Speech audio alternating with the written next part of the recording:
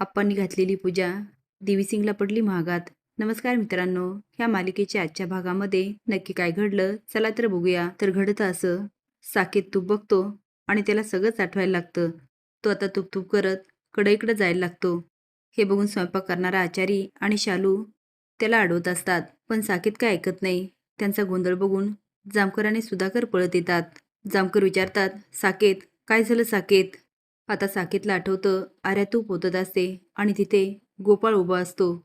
तो एकदम म्हणतो आर्या. त्याच्या तोंडून आर्या ऐकून जामकरही शॉक होतात आणि विचारतात, आर्याचं काय? तेव्हा साकेत म्हणतो, आर्या तूप.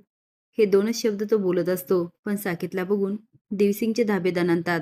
आता जामकर, सुधाकर आणि शालू साकेतला आत घेऊन जातात, पण देवीसिंग मात्र चांगलाच हादरलेला असतो आणि विचार करतो, साकेत जर माझ्या समोर आला ना, तर तो एक तर चिडचिड करेल किंवा आरडाओरडा करायला लागेल.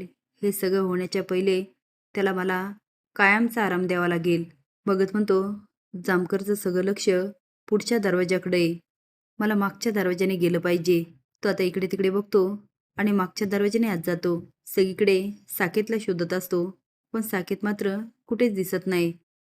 तेवढे तिला दिसतं की एका रूमचं दार लावलेलं. तो विचार करतो, ह्याच खोलीत साकेत असणार. आणि जामकर पण बाहेर दिसतात. तो आता जातो आणि बाहेरून दाराला कान लावतो आणि ऐकण्याचा प्रयत्न करत असतो. आता एकदम डोळे चिमकवतो आणि म्हणतो, हीच संधी आहे. आता ही संधी सुटता कामा नये. तो दार लोटून आत जातो आणि बघतो तर काय, लाली समोर असते आणि म्हणते, काय हो, काही पाहिजे होतं का? शालू बघायला लागते. लाली आता तिरके नजरेने शालूकडे बघते आणि एकदा गोपाळकडे आणि म्हणते, मी काय विचारते, तुम्हाला काही पाहिजे होतं का? तो म्हणतो, लालीजी मला काय पाहिजे असणार? अहो मी तुम्हाला शोधायला आलो. बरं तुम्ही इथं काय करता? अहो तिकडे बाहेर पूजा आहे, पाहुणे आलेत, त्यांच्याकडे बघायचं.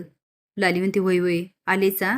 कारण लालीला पूर्ण खात्री असते की गोपाळरावांच्या मनामध्ये साकेतबद्दल नक्कीच काहीतरी चालू आहे आणि काहीतरी घडण्याआधी ती सावध होते. आता देवीसिंग पुन्हा एकदा संधी बघत असतो. जमकर सुधाकरला म्हणतात, साकेतमध्ये प्रगती आहे. काल तो बोलत होता डॉक्टर दिवी आणि आज तो बोलतोय आर्या तूप. म्हणजे एक एक गोष्ट त्याला आठवायला लागली आहे. एकदा की त्याला आठवलं तर आपल्याला कळेल की नक्की गुन्हेगार कोण आहे. आणि मला असं वाटतं तो दिवस फार लांब नाही आहे. सुधाकर, मला फक्त आर्याची काळजी वाटते. ती कशी असेल, कुठे असेल, या जगात आहे की नाही?